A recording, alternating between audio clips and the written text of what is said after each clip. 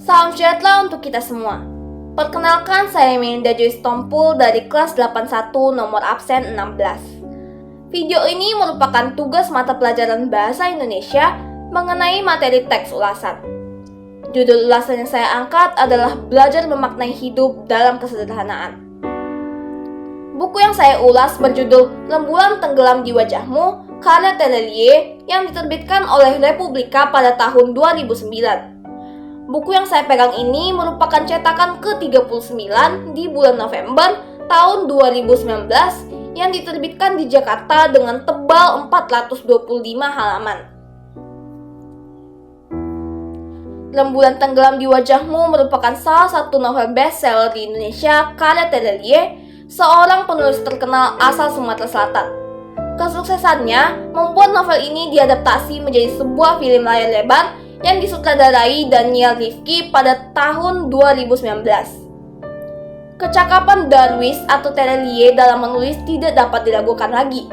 Buktinya, karya-karya Terelie selalu sukses menghasilkan cerita yang menggugah perasaan para pembacanya. Salah satunya novel Rembulan Tenggelam di Wajahmu ini. Novel ini menceritakan perjalanan hidup tokoh Rai, seorang anak yatim piatu yang tinggal di sebuah panti asuhan. Setelah 16 tahun tinggal di panti, Rai memutuskan untuk meninggalkan panti asuhan tersebut karena tidak betah dengan penjaga panti. Sejak keluar dari panti, ia tinggal di jalanan dan menjadi seorang penjudi yang selalu menang. Namun, kemenangan Rai membuat preman lainnya merasa dirugikan. Mereka pun menusuk-nusuk Rai dengan belati karena hal itu. Rai pun masuk rumah sakit. Setelah keluar dari rumah sakit, Rai pergi ke Jakarta dan hidup di rumah singgah selama 3 tahun. Rumah tersebut memberikan banyak warna dan memberikan arti keluarga untuk pertama kalinya bagi Rai. Setelah pergi dari rumah singgah, ia menjadi pengamen di KRL dan bertemu dengan Pli. Sadar akan kemampuan fisik Rai, Pli pun mengajak Rai dalam rencananya, yaitu pencurian berlian 1000 karat. Saat pencurian berlangsung, Pli tertangkap dan dieksekusi mati.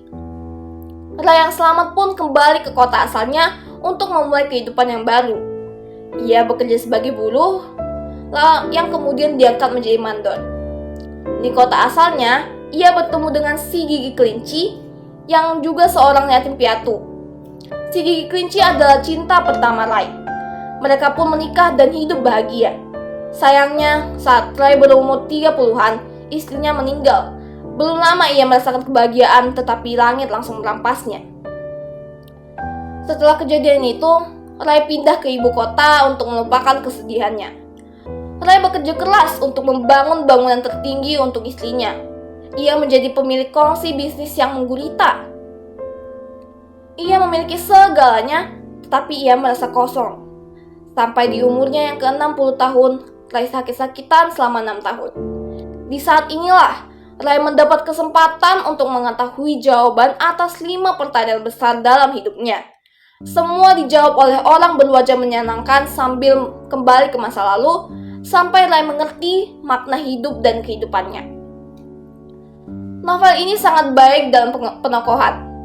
Cara penyajian setiap tokoh mendorong pembaca untuk bersimpati kepada mereka. Novel ini juga syarat akan pesan moral, pandangan penulis tentang sebab akibat, penerimaan tulus, kehilangan, kecukupan, dan perbandingan yang mengajarkan pembaca untuk hidup dalam kesederhanaan. Adanya 5 pertanyaan tentang hidup Rai membuat pembaca penasaran apa sekiranya jawaban dari pertanyaan-pertanyaan tersebut. Namun, awal cerita dari novel ini sangat sulit untuk dimengerti. Terdapat tokoh yang hanya muncul di awal lalu hilang di bab selanjutnya, kemudian muncul kembali di bab terakhir. Alur campuran seperti ini seringkali membuat pembaca kebingungan akan kaitan bab pertama dengan bab selanjutnya. Gaya bahasa yang digunakan pun terlalu tinggi bagi pemula seperti saya. Banyak kata-kata puitis dan khas yang tidak umum digunakan, sehingga pembaca harus membuka kamus terlebih dahulu. Akhir kata, novel karya Terelie ini memiliki banyak pesan yang kita dapat terapkan dalam kehidupan sehari-hari.